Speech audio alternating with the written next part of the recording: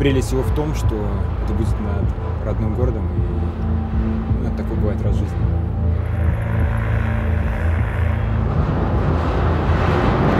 А здесь мы не имеем, здесь мы имеем только 300 метров старта, да, за это время нам нужно стартануть, полететь и безопасно открыть парашют и приземлиться.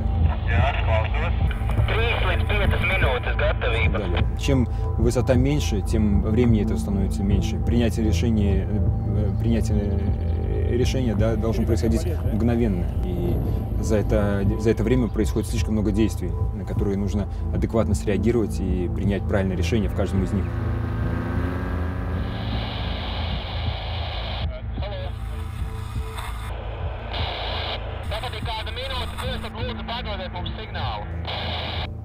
То это просто релакс. Вы залезаете в удобный костюм и, собственно, просто наблюдаете за природой.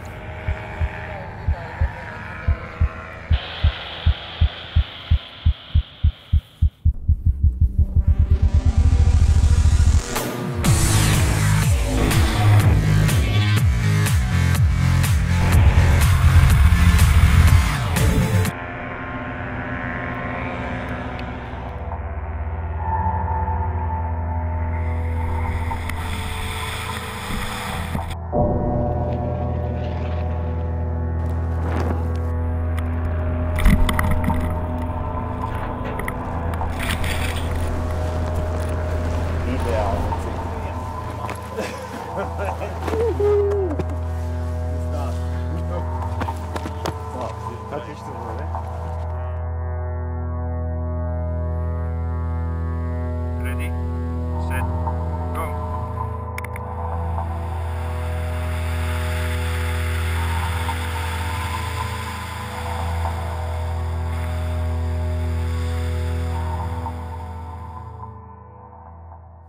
Tad kopumā, lai vispār nonāktu līdz beisam un vēl jau vairāk līdz Wingsuit beis lecienam, tur ir jāpaiet gadiem, lai iegūtu tādu pieredzi, lai to varētu izdarīt. Tas nav vienkārši uzvilka mājās Batman tērpu, uzvilka izpletni, aizgāja nolec. Tur stāv apakšā gadiem krāta sākumā izpratnēkšanas pieredze. Tas ir Igora gadījumā 1600 lecieni. Un pēc tam, tikai tad, kad jau tu esi ļoti stabils izpratni lēkšanā un kad tu esi morāli un fiziski tam gatavs, tad tu sāc nodarboties ar beisu. Un tad jau, kad tu esi pieredzējis beisā, tad tu vari sākt lidot jau ar Wingsuit tērpu.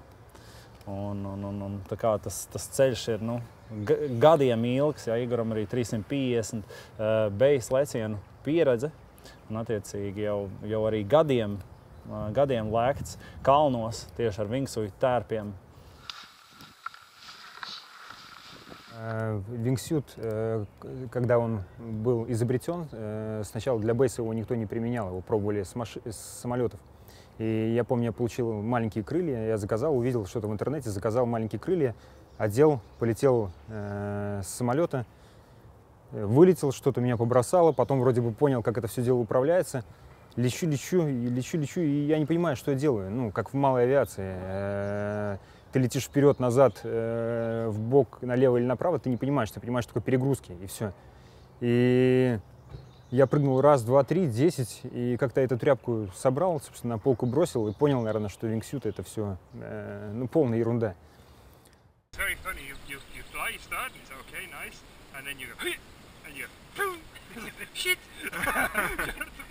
Через пару лет, когда я приехал в горы, и мы с друзьями карабкались на один 3000-ник, там был очень сложный подъем. И вот когда мы карабкались эти часы наверх и забрались на ту вершину, я увидел, что у одного-то парня есть крылья, а у нас остальных крыльев нету. И полет у нас был всего лишь, там была маленькая полочка, метров 300, а потом дальше выполаживание и долины, поселки, скалы, дороги, то есть полета на 3 минуты фактически. И я просто проводил глазами этого парня, и я понял, что нужно учить крылья. С этого момента, наверное, ко мне пришло, что это вещь не только очень красивая, но и рациональная. Mēs atbalstījām, jo mums ļoti patīk lidot. Un ar Okartu var izdarīt daudz vairāk, tāpēc mums ir liels gods un lepnums arī piedalīties tādā pasākumā, kur kāds kaut ko izdara visvairāk Eiropā. Nolec no visaugstākā toņa Eiropā un izdara kaut ko tādu, kas līdz šim nav vispār sanācis nevienam. Pirmais apsvērums bija neļaut lekt no torņa. Un es tā paskatījos, kad mēs par to jautājumu bijām skatījuši 4 valdes sēdēs pat, ja? Un tā maiņa tur, vai tās viedoklis mainījās no ne uz jā, jo parasti, tā vispār tas ir ekstrēms lēciens, un parasti ir tā, ka mēs tam ļoti, ļoti rūpīgi skatāmies, kas tur notiek, kas nenotiek. Tā ir darba drošība, darbs augstumā, tāpēc tā pirmā sajūta ir tā, kad nē.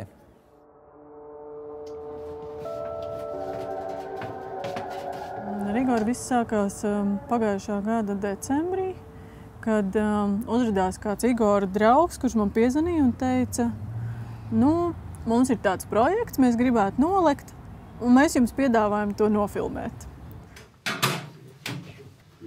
Да, все включим, залазите, но там самое главное, ни к чему не касайтесь. Tā kā es minēju, papildus mums ir, principā, arī pašiem citas lielākas intereses gan ar šo objektu un tā, tāpēc tad mēs esam uz šādu nedaudz tomēr jāatzīst avantūru piekrituši. Tad tas viss arī sākās, jo bija skaidrs, ka vienkārši tāpat tas nenotiek. Tā ir milzīga saskaņošana, ja to grib izdarīt legāli un oficiāli. Un viss tas posms no tā decembra brīža sākot līdz tam lielajam finālam bija gandrīz pusgads. Prasība tāda, ka jebkurā laikā bez mūsu cilvēku klātbūtnes neviens no jūsējiem nedrīkst atrasties. Mana uztvere arī tam tornim un cilvēkiem, kas par viņu ir atbildīgi, ir tāds duāls, tas izaicinājums. No vienas puses, tas ir valstiski svarīgs objekts, kurā principā nevienam nepiedarošam nevajadzētu līst, un kur vēl augšā uz tās spicas, kur ir viss magnētisko viļņu spektrs. Un otras puses, tā tomēr ir tāda Rīgas centrālā, īstenībā vizuālā dominanta, un tas ir objekts, kuram uzmanību piesaistīt ir labi. Būtiski, jā. Un tad, man liekas, viņi šitos visus izsvarojot, arī beigās es domāju, ka ļaus. Tad brauc tikai lecējs un operatori un fotogrāfi. Es saprotu, tur skaitā tātad maksimums kopā, tad jūs 7 cilvēki virs 220 atzīmes, kas ir, jā. Кто-то, может быть, мог бы здесь, допустим, пройти, понимаешь, этот ракурс, а кто-то может там уходящий именно поймать. Потому что здесь не будет хорошее видео, чтобы было панорама, вот как он оттуда выходит, допустим, и идет вниз, да? Tas, lai 20 sekundes cilvēks redzētu Rīgu no jocīga rakursa, Ilzīte strādāja pusgadu sanāk. Vai ir strādāts tādos, ne tādos augstumos, bet vispār līdzīgās konstrukcijās augstumos? Siguldā, tad, kad mēs bobsleju filmējam, tad Armands sēž tajā visaugstākajā punktā, mīnus 20 grādu. Es esmu bijis uz Latvijas televīzijas jumtā. Un šī gadījumā, par cik uzstādījums bija nofilmēts kvalitatīvs materiāls, un pēc tam arī kaut kāds vai filma vai klips, kaut kas tāds vērtīgāks un paliekošāks, tad tam visam, protams, bija jānotiek oficiāli un ar torņa atļauju. Ko mēs tik daudz kamerām iesaistām? Igors leca no 318 metriem, pavisam tornis ir 368, tad tur vēl paliek vieni 50 metri, kas tur atrodas. Tur atrodas decimetra antenas. Un tā ir tā pamata lieta, tās ir tās antenas, kur tiek raidīta virs Igora galvas atradās antenas, kas apraida ciparu televīzijas apraidi. Pamatā, ja? Tas ir ļoti daudz, tur gaisā vienlaicīgi gāja noteikti vairāk par 50 televīzijas stacijām.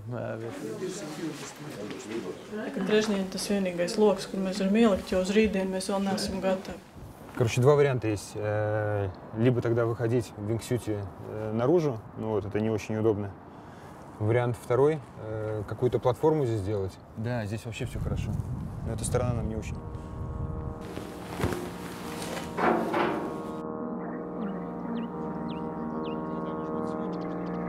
Mēs saskaitījām, ka ieskaitot visus uz lecēja uzmontētās bija 16 kameras.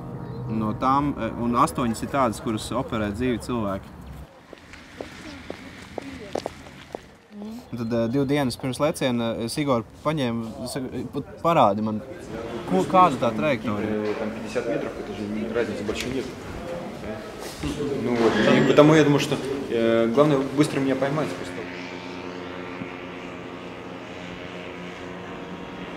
Bija no sākuma licies, ka viņš diezgan ātri jau sāks no tā torņa attālināties, bet viņš saka nē, ka viņš burtiski līdz 250 metru atzīmē, tas sanāk 70 metrus, kritīs ļoti tuvu gar to strēli.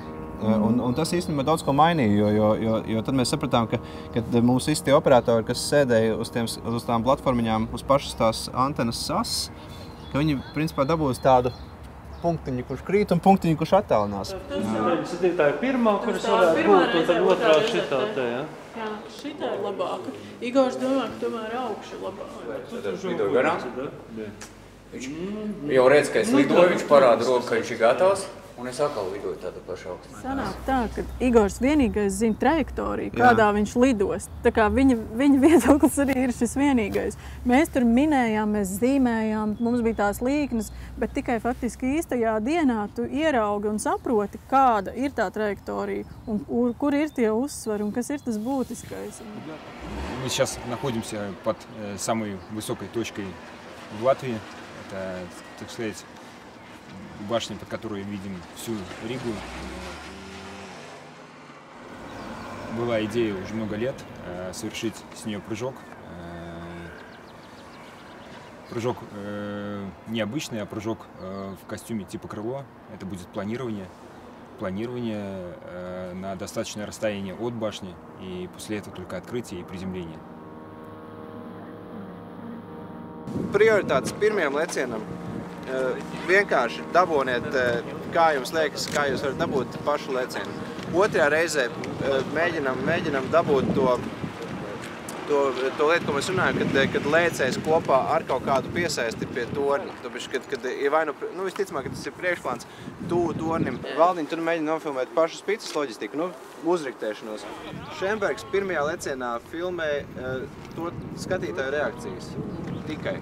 Vakar ienāca prātā doma, ka varējām vienu smilšu maisu nomest lejā, lai saprastu, cik tu ātri. Tad mums bija viena kamera ar ļoti garu objektīvu pāri Daugavai otrā pusē uz pussalas. Tad viena tāda pati kamera bija starp salu tiltu un televīzijas torni, kas arī, man liekas, dabūja pašu jaudīgāko kadru, jo tur varēja redzēt gan kā viņš krīt, gan kā viņš sāk planēt. Pretgaismā tas lidvāveres tāds skeletiņš. Tāda bija viena kamera, kas dežūrēja apmēram tur, kur viņš varētu piezemēties. Viena kamera, kas dežūrēja tur, kur viņš varētu piezemēties, ja kaut kas noiet greizi. Tāds tā kā rezervas finišs. Tad bija viena kamera uz 220 metru atzīmes, kur bija ar vislabāko reakciju apveltītais bobsleja un vispār citu sportu operators. Tad bija viena kamera uz 260 metru atzīmes un 292. Un viņam arī sanāca baigākais kadrs, kad tieši virs viņa tur burtiski 20 metrus tas lecējs sāk to savu lecienu, tad viņš viņu varēja pavadīt, jūs ieraugam zemi. Vēl 2 kameras gaisā. Jā, un vēl divas kameras paraplānā riņķoja ap to. Un arī pati tas leciena brīdis bija paredzēts, ka nevis tā, kad Igors grib lekt, bet tā, kad paraplāns nonāks konkrētā punktā pret viņu, tā kā uz pulksteni 3. Понимаете, если я подхожу к мостику, да, и занимаю примерно такую позицию, допустим, да, перед прыжком, вы все в объективе видите, да, что, значит, наверное, скоро будет прыгать. Какую позицию? Вот если ты прыгаешь так, параплан здесь. Я думаю, я просто думал, чтобы он совсем напротив Эста, но нет, надо. Я думаю, что он перед, но GoPro далеко тоже нельзя, иначе он ничего не будет видно. Параплан будет крутиться по эллипсной, да, где я буду стоять. И в какой-то момент, когда он будет подходить, я буду отделяться, и он потом проводит меня и уйдет направо, да? Подрегулировал или еще надо? Вот с прошлого раза осталось как было, да? Да. Я не трогал. Этот вперед. Сейчас мы. Да, все хорошо. Спасибо. Atkārto lūdzu. Lējam jau kameras. Nu, principā jau var stāvēties virsū. Edgars ir vietā. Tā paraplāna varētu startēt. Māri, tu paliec gaisā, nemaz nelaidies lejā.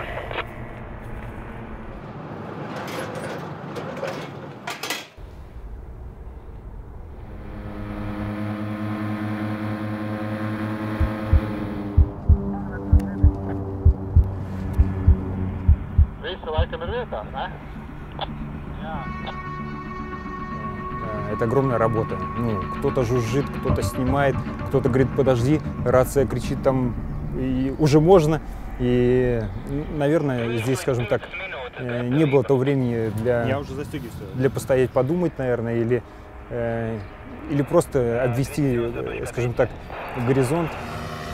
Ну что, я готов, да? Tagad ir kāda minūte, tad lūdzu padodiet mums signālu. Следующий идем, да? Че, ребят, я полез, да?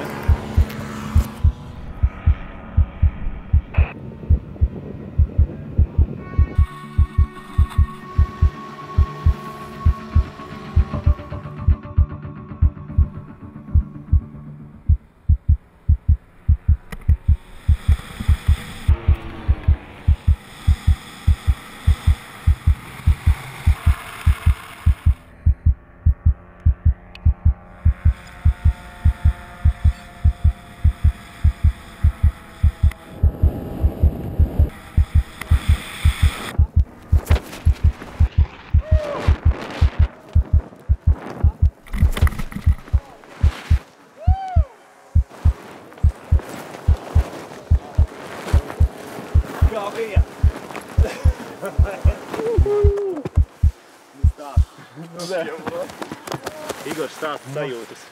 Ну, все чудесно было. Выход, конечно, необычный. Город родной, парапланы, столько людей, такое движение. Но, тем не менее, все произошло, и когда я почувствовал силу в крыльях, это что-то непередаваемое. Родной город, самая высокая точка. Всем спасибо. Это было отлично.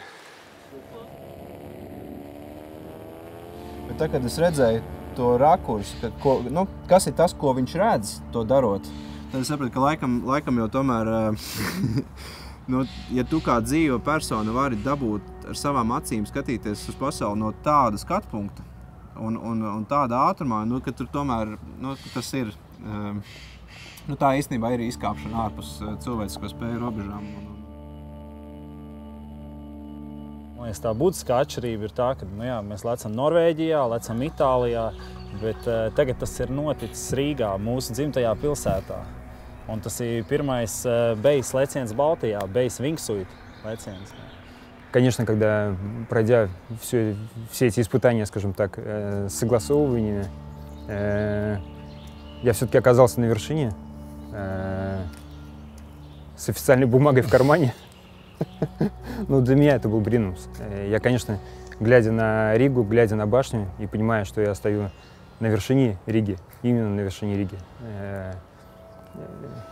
были чувства для себя очень непередаваемые. Я понимал, что я здесь стою и, наверное, не скоро еще я здесь смогу постоять или кто-нибудь еще, потому что это та вершина, которая бывает так, наверное, раз в жизни.